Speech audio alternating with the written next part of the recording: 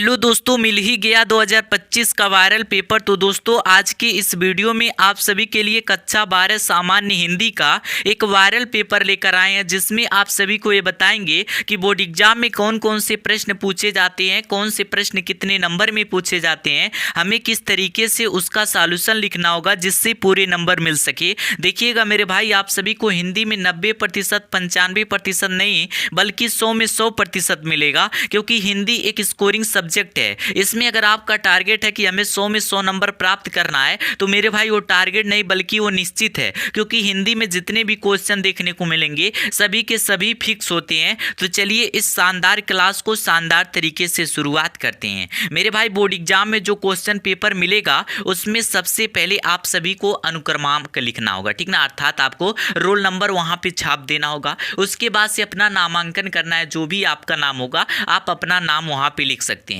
फिलहाल आप सब हाई स्कूल में पेपर दिए होंगे, आप सबको ये सब जानकारी होगा, लेकिन फिर भी समझने का प्रयास कीजिएगा। और मेरे भाई, क्वेश्चन को पढ़ने का जो समय है 15 मिनट है। उसके बाद क्वेश्चन सॉल्व करने का जो समय मिलता है वो 3 घंटा मिलता है। और जो कक्षा 12 हिंदी का पेपर होता है 100 नंबर पूर्णांक का होता है और 100 नंबर प्राप्तांक भी मिलने वाला है। बस इस वीडियो को लास्ट तक आप सब देखते रहिएगा, ठीक ना। मेरे भाई, हिंदी 2 खंडों में विभक्त किया गया है और यहाँ पे बोला जा रहा है कि इस प्रश्न पत्र में 2 खंड है, दोनों खंडों के सभी प्रश्नों के उत्तर देना अनिवार्य है, ठीक ना। उसके बाद से देखिएगा मेरे भाई, खंड क में जो सबसे पहला प्रश्न पूछा जाता है वो बहुविकल्पी प्रश्न पूछे जाते हैं। अब यहाँ पे आप सभी को मेरे भाई बताते चले कि 10 बहुविकल्पी प्रश्न पूछे जाते हैं। अगर आप 10 बहुविकल्पी प्रश्न का जवाब देते हैं तो आपको 10 नंबर मिल जाएगा, ठीक ना। जो कि 5 नंबर मेरे भाई गद्य से पूछा जाता है, 5 बहुविकल्पी प्रश्न, और 5 ही बहुविकल्पी प्रश्न पद्य से देखने को मिलते हैं। तो भाई साहब, आप सभी को बहुविकल्पी प्रश्न में 10 नंबर प्राप्त होगा।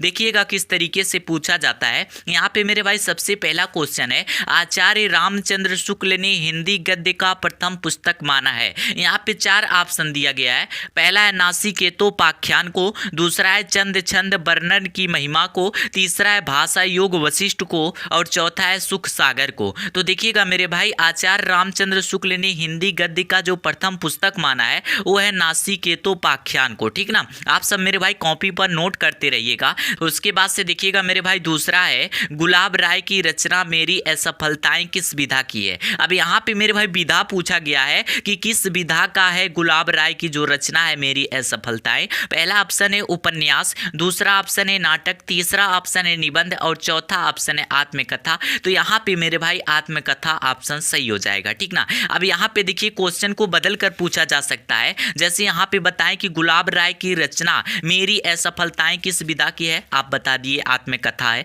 यहाँ पे पूछा जा सकता है कि मेरी असफलताएं किसकी रचना है, तो आपको तुरंत जवाब देना है कि गुलाब राय की रचनाएं हैं। देखिएगा क्वेश्चन मेरे भाई आप सबको एक बता रहे हैं, लेकिन एक क्वेश्चन से कई तरीके के क्वेश्चन बनाए जा सकते हैं, उस पर आप सभी को ध्यान रखना होगा, ठीक ना। उसके बाद से देखिएगा अगला क्वेश्चन है मेरे भाई, ब्राह्मण पत्रिका के संपादक हैं। यहाँ पे 4 ऑप्शन देखने को मिलेगा। पहला है बालकृष्ण भट्ट, दूसरा है धर्मवीर भारती, तीसरा है कमलेश्वर, चौथा है प्रताप नारायण मिश्र। तो इसमें सही जवाब हो जाएगा मेरे भाई प्रताप नारायण मिश्र। जो ब्राह्मण पत्रिका के संपादक है वो प्रताप नारायण मिश्र है। उसके बाद से देखिएगा अगला प्रश्न, हजारी प्रसाद द्विवेदी का उपन्यास है। जो हजारी प्रसाद द्विवेदी हैं उनका उपन्यास कौन सा है। पहला है त्यागपत्र, दूसरा है रंगभूमि, तीसरा है पुनर्नवा, चौथा है तट की खोज। तो इसमें सही जवाब हो जाएगा मेरे भाई पुनर्नवा, ये हजारी प्रसाद द्विवेदी का उपन्यास है। उसके बाद से देखिए अगला क्वेश्चन है, कन्हैयालाल मिश्र प्रभाकर की रचना है। जो कन्हैयालाल मिश्र प्रभाकर है उनकी कौन सी रचना इस विकल्प में दिया गया है। पहला है विचार प्रवाह, दूसरा है माटी हो गई सोना,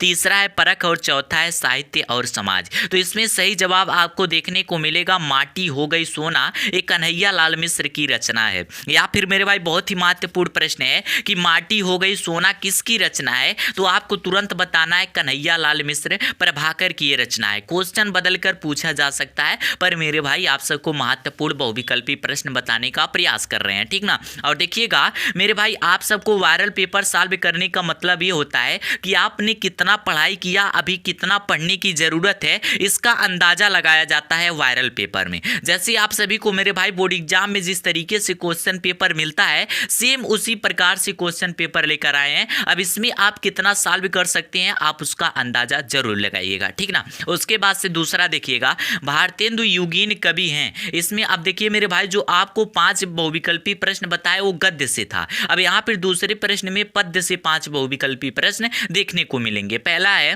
भारतेंदु युगीन कवि है, पहला ऑप्शन है प्रेमगंध, दूसरा है महादेवी वर्मा, तीसरा है भवानी प्रसाद मिश्र और चौथा है नरेंद्र मिश्रा। भाई भारतेंदु युगीन कवि जो माने जाते हैं वो है प्रेमगंध, ठीक ना। उसके बाद से देखिएगा दूसरा है हुंकार काव्य की रचयिता है, पहला है सुमित्रा नंदन पंत, दूसरा है सच्चिदानंद हीरानंद वास्यायन अज्ञे, तीसरा है रामधारी सिंह दिनकर और चौथा है मुक्तिबोध। तो देखिएगा मेरे भाई हुंकार काव्य के जो रचयिता है ना वो है रामधारी सिंह दिनकर जी। उसके बाद से अगला देखिएगा प्रयोगवादी काव्य धारा के प्रमुख कवि हैं, पहला है केदारनाथ अग्रवाल, दूसरा ऑप्शन है त्रिलोचन, तीसरा ऑप्शन है नागार्जुन, चौथा ऑप्शन है शमशेर बहादुर सिंह। में देखिएगा मेरे भाई जो शमशेर बहादुर सिंह है ये प्रयोगवादी काव्य धारा के प्रमुख कवि इन्हें माना जाता है। उसके बाद से अगला प्रश्न देखिएगा तीसरा सप्तक का प्रकाशन वर्ष क्या है। यहाँ पे क्या बोला जा रहा है कि जो तीसरा सप्तक है उसका प्रकाशन वर्ष कब है। पहला है 1959 ईस्वी को, दूसरा है 1969 ईस्वी को, तीसरा है 1951 ईस्वी को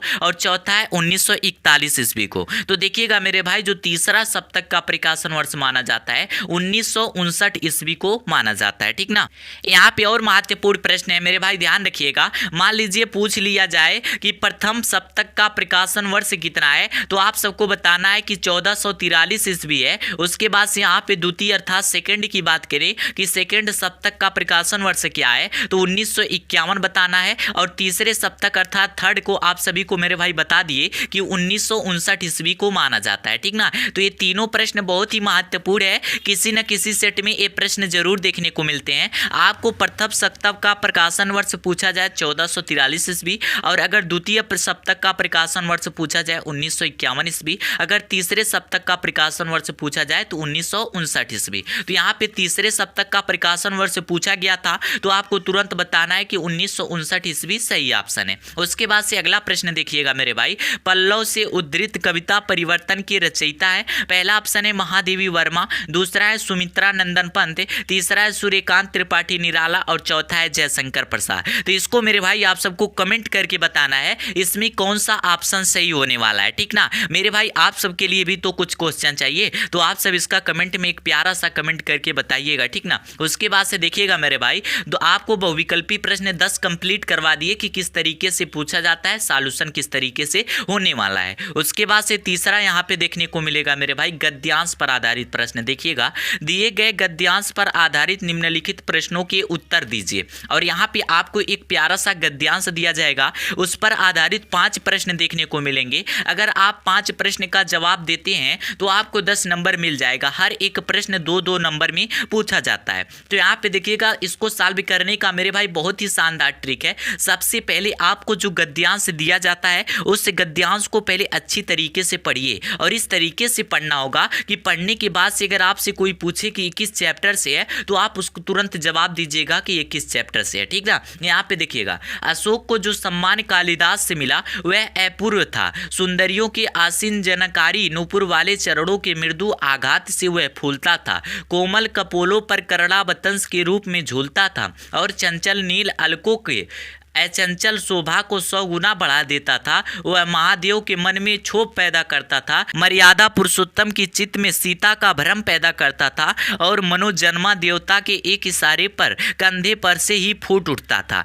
तो इस तरीके से मेरे भाई आपको गद्यांश दिया जाएगा, आपके सिलेबस से ही देखने को मिलेगा गद्यांश, और उस पर आधारित देखिएगा यहाँ पे 5 प्रश्न पूछा गया है। तो मेरे भाई सबसे पहला प्रश्न रहता है कि उपयुक्त गद्यांश का संदर्भ लिखिए, अर्थात किस चैप्टर से लिया गया है इस चैप्टर का आपको नाम लिखना होगा। कोई भी गद्यांश देखने को मिलेंगे तो ये पहला प्रश्न आपको जरूर देखने को मिलेगा। तो मेरे भाई देखिएगा इस गद्यांश को पढ़ने के बाद से कुछ कॉमन चीजें मिले, जैसे देखिएगा यहाँ पे अशोक का बात किया गया है, फूल का वर्णन किया गया है। तो मेरे भाई अशोक और फूल का वर्णन जहाँ पर भी हो वो किस चैप्टर से माना जाएगा, अशोक के फूल नामक चैप्टर से माना जाएगा, ठीक ना। वहाँ पे अशोक का वर्णन किया जाएगा, कहीं ना कहीं फूल का वर्णन किया जाएगा, फूल के सुगंध का वर्णन किया जाएगा। तो वहाँ पे आपको तुरंत जवाब देना है कि मेरे भाई ये कहाँ से है, अशोक के फूल नामक चैप्टर से लिया गया गया है और इसके जो लेखक है कौन है, हजारी प्रसाद द्विवेदी है। आप सभी को चैप्टर का नाम और उनके लेखक, उनके कवि कौन है, आप सबको याद रखना है। और गद्यांश और पद्यांश किस तरीके से सॉल्व किया जाता है आप सभी को आसान तरीका बता देंगे, ठीक ना। तो यहाँ पे पता चला कि अशोक के फूल नामक चैप्टर से लिया गया है। इसके लेखक की बात करें तो आचार्य हजारी प्रसाद द्विवेदी हैं। तो यहाँ पे आपको संदर्भ लिखना होगा। प्रस्तुत गद्यांश हमारी पाठ्य पुस्तक हिंदी के अशोक के फूल नामक चैप्टर से लिया गया है और इसके लेखक की बात करें तो आचार्य हजारी प्रसाद द्विवेदी है। इस तरीके से आप लिख देंगे, आपको 2 नंबर मिल जाएगा। दूसरा क्वेश्चन है कि रेखांकित अंश की व्याख्या कीजिए। तो मेरे भाई जहां यहाँ पे आपको रेखांकित अंश दिख रहा है ना, इसी को अपने शब्दों में अर्थात आसान भाषा में लिखने का प्रयास करना होगा। संस्कृत के किस कवि ने अशोक को सम्मानित किया? तो यहाँ के आपको पहले ही दिख रहा है कि कालिदास से जो सम्मान मिला वह अपूर्व था। तो यहाँ पे आपको लिख देना है कालिदास से, ठीक ना। अशोक पर फूल आने के संबंध में लेखक के क्या विचार है? तो यहाँ पे आपको जो गद्यांश दिया गया है, लेखक अशोक को क्या कहना चाह रहा है उसको मेरे भाई यहाँ पे लिख देना होगा। उसके बाद से असीन जानकारी तथा करड़ावतंस के अर्थ लिखिए। यहाँ पे जो असीन जानकारी तथा करड़ावतंस शब्द का प्रयोग किया गया है उसका अर्थ लिखना होगा, ठीक ना। आपको मेरे भाई इससे 10 नंबर मिल जाएगा। उसके बाद से देखिएगा अथवा करके आपको और भी प्रश्न देखने को मिलेंगे। मेरे भाई अगर आपको पहला गद्यांश समझ में नहीं आ रहा है कि ये किस चैप्टर से लिया गया है, इसके लेखक कौन है और इसके क्वेश्चन नहीं समझ में आ रहे हैं, तो आपको यहाँ पे देखिएगा अथवा करके एक दूसरा गद्यांश दिया जाएगा। इस गद्यांश को पढ़िए और इसके प्रश्नों का जवाब दीजिए, ठीक ना। लेकिन एक ही करना होगा, ऐसा नहीं है कि दोनों कर देने से आपको 20 नंबर मिल जाएगा। नहीं मेरे भाई, एक कीजिएगा, चाहे पहला आपको आ रहा है पहला कीजिए, दूसरा आ रहा है तो दूसरा कीजिए, ठीक ना। उसके बाद से चौथा प्रश्न देखिएगा मेरे भाई, दिए गए पद्यांश पर आधारित निम्नलिखित प्रश्नों के उत्तर दीजिए। आपको तीसरा प्रश्न गद्यांश पर आधारित देखने को मिलेगा और चौथा प्रश्न पद्यांश पर आधारित देखने को मिलेगा, ठीक ना। और इसमें भी देखिएगा मेरे भाई, मेरे प्यारे नौ जलद से कंज से नेत्र वाले, जाके आए न मधुमन से और न भेजा संदेशा, मैं रो रो के प्रिय विरह में बावली हो रही हूँ, जाके मेरी सब दुख कथा श्याम को तू सुना देना। तो भाई साहब इसमें प्रेम का वर्णन किया जा रहा है। यहाँ पे क्या कहा जा रहा है,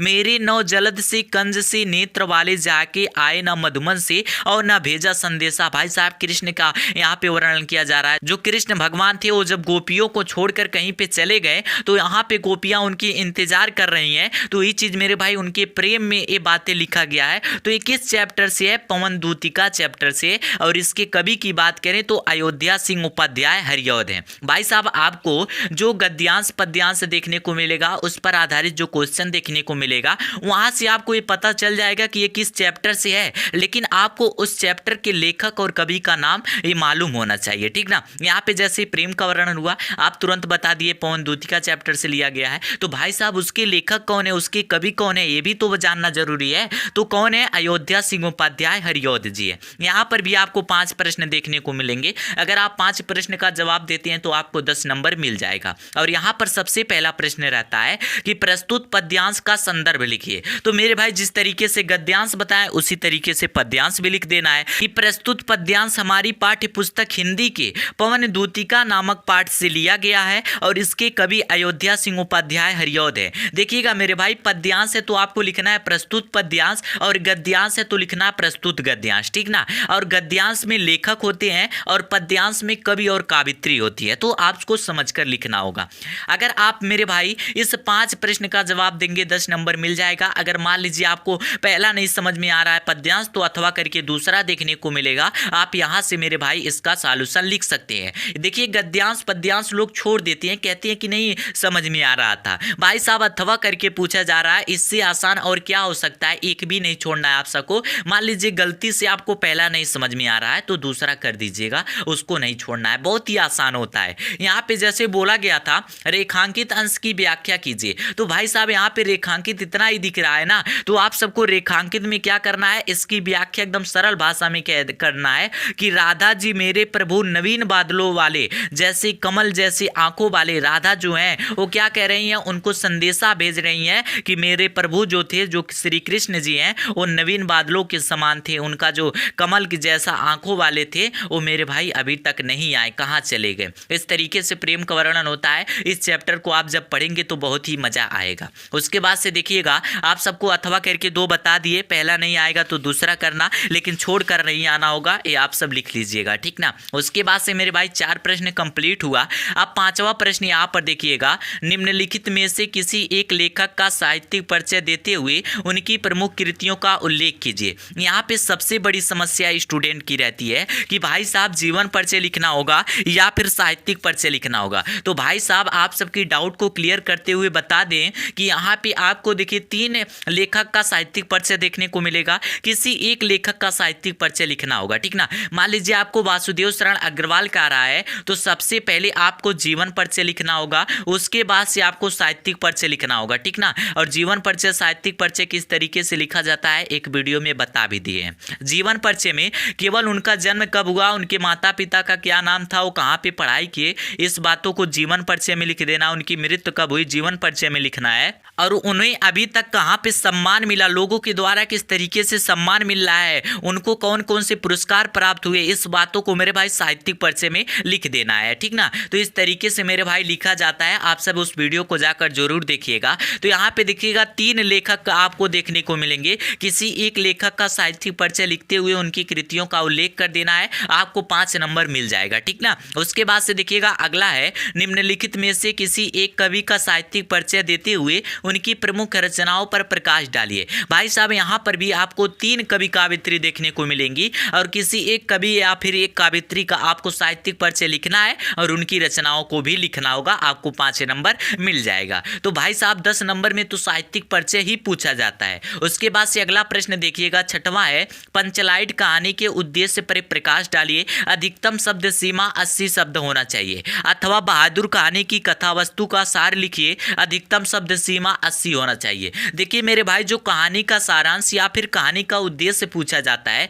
वो केवल 80 शब्दों में ही लिखने के लिए कहा जाता है। तो भाई साहब किस तरीके से लिखना होगा आप सबको पहले ही वीडियो में बता दिए हैं, इसीलिए कह रहे थे भाई साहब अगर एक एक टॉपिक तैयार किए रहेंगे ना तो जो भी मॉडल पेपर वायरल पेपर होगा उसको सॉल्व करने में बहुत ही आसानी होगा आपको, ठीक ना। तो अगर आप मेरे भाई तैयारी नहीं किए हैं तो अभी भी जितने महत्वपूर्ण टॉपिक है उनको आप पढ़ लीजिएगा, ठीक ना। यहाँ पे क्या बताएं, पंचलाइट कहानी और बहादुर कहानी आप सबके सिलेबस में 4 ही कहानी है, लेकिन सबसे ज्यादा महत्वपूर्ण जो हर साल हर एक सेट में पूछा जाता है वो है पंचलाइट कहानी, दूसरा है बहादुर कहानी, ठीक ना। तो भाई साहब अगर सारांश आप लिखेंगे तो लगभग 100 शब्दों 150 शब्द में लिखना होगा, लेकिन अगर आप उद्देश्य लिखते हैं तो आप 80 शब्द में लिख सकते हैं, ठीक ना। तो आपको जो अच्छा लगेगा आप उसको तैयार कर सकते हैं। उसके बाद से देखिएगा अगला प्रश्न 7वां है, ये भी 5 नंबर में पूछा जाता है, स्वपठित खंड काव्य के आधार पर किसी एक खंड के एक प्रश्न का उत्तर दीजिए। भाई साहब स्वपठित खंड काव्य, ठीक ना, ये मेरे भाई ये भी कहानी ही होता है,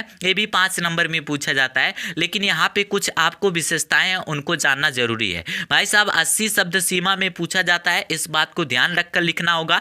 और उसके बाद से देखिए आपको अथवा करके कितना देखने को मिल रहा है कि त्यागपति खंड काव्य की कथा वस्तु संक्षेप में लिखिए, मुक्त यज्ञ खंड काव्य, रसमरथी खंड काव्य, सत्य की जीत खंड काव्य, श्रवण कुमार खंड काव्य। तो इस तरीके से आपको मेरे भाई 6 से 7 खंड काव्य देखने को मिलेंगे। आप कहेंगे कि आप पूरा लिखना होगा, तो भाई साहब नहीं लिखना होगा। जैसे मान लीजिए आपके जिले में आपके प्रदेश में, ठीक ना, मान लीजिए जो खंड काव्य चल रहा है उसी खंड काव्य को आप तैयार कीजिएगा। जैसे मान लीजिए मेरे भाई जो सिद्धार्थ नगर से हैं उनके जिले में कौन सा खंड काव्य पढ़ना होगा आप उसको तैयार कीजिएगा। जैसे त्यागपति खंड काव्य, मान लीजिए त्यागपति खंड काव्य चलता है सिद्धार्थ नगर में, तो आपको त्यागपति खंड काव्य को तैयार करना है। और यहाँ पे दिया गया 2 प्रश्न अथवा करके, पहला आ रहा है तो पहला कीजिए, दूसरा आ रहा है दूसरा कीजिए। उसके बाद सभी प्रश्नों को आप छोड़ दीजिए। आपको ना ही मुक्त यज्ञ करना है, ना ही रसमरथी करना है, ना ही सत्य की जीत करना है, लेकिन आपको ये जानकारी होना चाहिए कि आपके जिले में कौन सा खंड काव्य चल रहा है। आप इसके बारे में यूट्यूब पर सर्च करके देख सकते हैं या फिर अपने स्कूल से मेरे भाई संपर्क करके ये जानकारी प्राप्त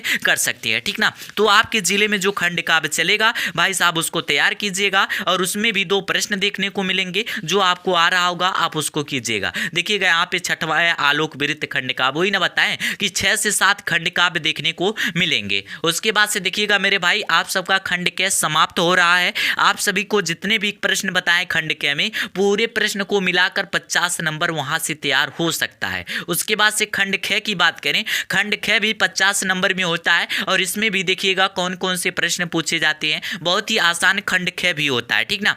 इसमें देखिएगा मेरे भाई जो सबसे पहला प्रश्न पूछा जाता है। जैसे आप सभी को हिंदी में गद्यांश और पद्यांश बताए, उसी प्रकार से यहाँ पे संस्कृत में गद्यांश और पद्यांश देखने को मिलता है। यहाँ पे देखिएगा एक संस्कृत गद्यांश दिया गया है और यहाँ पे बोला जाता है कि निम्नलिखित संस्कृत गद्यांश में से किसी एक का संदर्भ सहित हिंदी में अनुवाद कीजिए। यहाँ पे आपको ये जानकारी होना चाहिए कि ये किस चैप्टर से है, ठीक ना। और आपसे कोई भी प्रश्न नहीं पूछा जाएगा। बस करना क्या होगा, एक प्यारा सा आपको संस्कृत गद्यांश दिया जाएगा। भाई साहब ये जानना जरूरी है कि वो संस्कृत गद्यांश किस अध्याय से है, किस पाठ से है, ठीक ना। उसके बाद से पाठ का नाम लिख देना होगा और यहाँ पे बोला हिंदी में अनुवाद कीजिए और इसको मेरे भाई हिंदी में आप सभी को अनुवाद कर देना होगा। आपको 7 नंबर मिल जाएगा।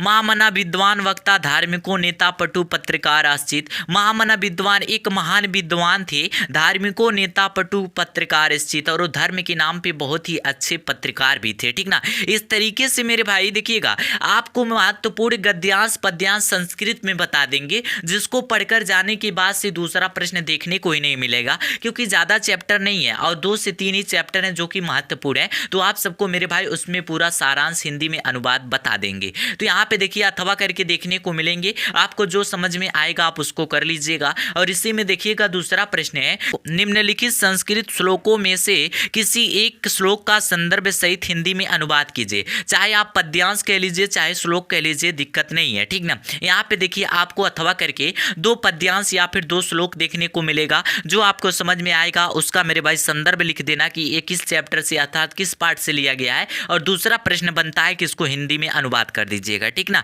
बहुत ही प्यारा होता है मेरे भाई। और देखिएगा ऐसा नहीं है कि आपको गद्यांश में पद्यांश देखने को नहीं मिलेगा। जैसे हिंदी गद्यांश और पद्यांश दोनों अलग अलग होते हैं, लेकिन संस्कृत में ऐसा नहीं होता है। जहाँ पे आपको इस तरीके से 2 लाइन 4 लाइन वाला कहा वो आपको दोहा जैसा दिखेगा, वो पद्यांश उसको मान लिया जाता है, और जहाँ पे ऐसे कहानी के जैसा लिखा रहता है उसको गद्यांश मान लिया जाता है। ऐसा स्थिति रहता है संस्कृत गद्यांश पद्यांश में, ठीक ना। अथवा करके 2 मिलेगा। उसके बाद से देखिएगा मेरे भाई 9वां प्रश्न है कि निम्नलिखित लोकोक्तियों और मुहावरों में से किसी एक का अर्थ लिखकर वाक्य प्रयोग कीजिए। भाई साहब यहाँ पे क्या बोला है, एक का अर्थ लिखकर वाक्य प्रयोग करना है। केवल एक ही आपको लिखकर उसका अर्थ लिख देना है, उसका वाक्य प्रयोग कर देना, और आपको देखने को मिलेगा 4। लेकिन आपको जो समझ में आ रहा है आप उसको कीजिए। जैसे भाई साहब मान लीजिए मुझे आ रहा है कि आधे जल गगरी छलकत जाए, तो भाई साहब इसका अर्थ लिखेंगे आधा ज्ञान ज्यादा दिखावा, ठीक ना, कम काम ज्यादा दिखावा। वाक्य प्रयोग करेंगे कि सोहन की पढ़ाई अभी पूरी हुई ही नहीं और उन्होंने बहुत ही आगे बढ़ चढ़कर बोल रहा है, ठीक ना। तो इस तरीके से होता है आधे जल गगरी छलकत जाए। और ये कोई जरूरी नहीं है कि जो आप सबको बताएं आप सब वही लिखिएगा। भाई साहब इससे रिलेटेड जो भी आपको समझ में आएगा आप उससे लिखिएगा। जैसे आधे जल गगरी छलकत जाए, भाई साहब मान लीजिए कोई कम काम कर रहा है लेकिन उसका ज्यादा दिखावा कर रहा है ना, उसी को बोल दिया जाता है आधे जल गगरी छलकत जाए। दूसरा है आग बबूला होना। भाई साहब जब कोई ज्यादा गुस्सा हो जाता है ना तो उसी को कहते हैं आग बबूला होना। इसका वाक्य प्रयोग करेंगे कि बच्चों के शोरगुल को सुनकर अध्यापक जी आग का बबूला हो गए, अर्थात वो बहुत ही क्रोधित हो गए। तीसरा है आसमान टूट जाना। मान लीजिए कोई सुखी जीवन जी रहा है, ठीक ना, सुख में उसका जीवन कट रहा है, लेकिन भाई साहब उस पर कोई विपद पड़ जाए ना, कुछ ऐसी समस्या पड़ जाए जिसका समाधान ना होने वाला रहे ना, उसी को कहते हैं आसमान टूट गया। उसके बाद से देखिएगा 10वां प्रश्न देखने, ये मेरे भाई आप सभी को 2 नंबर में देखने को मिलेगा। 1 नंबर उसका अर्थ लिखेंगे तब मिलेगा और 1 नंबर वाक्य के प्रयोग करने पर मिलेगा। उसके बाद से देखिएगा 10वां प्रश्न क्या है, अपठित गद्यांश पर आधारित निम्नलिखित प्रश्नों के उत्तर दीजिए। अपठित गद्यांश पहले नहीं पूछा जाता था, लेकिन पिछले साल इस टॉपिक को जोड़ा गया है। तो इसको देखिएगा, यहाँ पे एक आपको अपठित गद्यांश दिया जाएगा, अर्थात आपके सिलेबस के बाहर होगा। कहीं से भी एक कहानी आपको उठाकर दे देगा और उससे रिलेटेड आपको 3 प्रश्न देगा।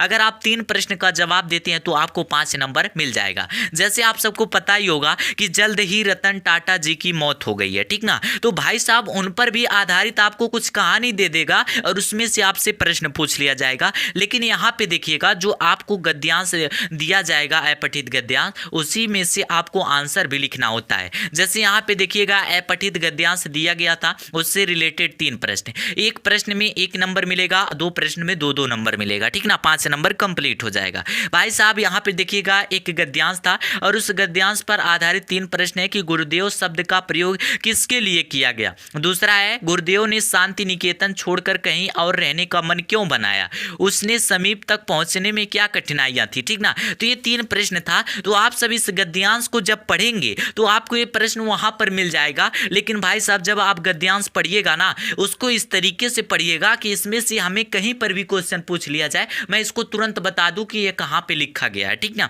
उसके बाद से देखिएगा 11वां प्रश्न है मेरे भाई, अपठित गद्यांश अलग से भी वीडियो बना दिए हैं जिसमें सॉल्व करने का ट्रिक बताया। यहाँ पे देखिएगा 11वां प्रश्न क्या है कि निम्नलिखित शब्द युग्मों का सही अर्थ चयन करके लिखिए। यहाँ पे एक शब्द युग्म दिया जाएगा और उसका सही अर्थ चयन करके लिखना होता है। जैसे देखिएगा पहला है अम्ब और अंबू, ठीक ना। यहाँ पे क्या है, एक है अम्ब और एक है अंबू। तो देखिएगा थोड़ा सा अंतर देखने को मिल रहा है, यहाँ पे छोटा ऊ का मात्रा है, बस इतना सा अंतर है, वरना दोनों समान है। अब इस पे भी 4 ऑप्शन दिया जाएगा, जो सही होगा आपको उस पर ट्रिक लगा देना होगा। जैसे देखिए 4 ऑप्शन है, इसमें से जो सही दिखेगा आप सबको उस पर ट्रिक लगाना होगा। उसके बाद से देखिएगा दूसरा है भवन और भुवन। यहाँ पे देखिएगा छोटा ऊ का मात्रा देखने को, बस थोड़ा सा अंतर देखने को मिलेगा, लेकिन उसका अर्थ दोनों का अलग अलग होगा, तो सही अर्थ पर ट्रिक लगाना होगा। यहाँ पर भी 4 ऑप्शन है। तो भाई साहब यहाँ पे बोला गया है कि आप सबको एक एक नंबर मिलेगा और दोनों करना है, ऐसा नहीं है कि एक करेंगे एक छोड़ देंगे, दोनों करना होगा। उसके बाद से अगला प्रश्न है मेरे भाई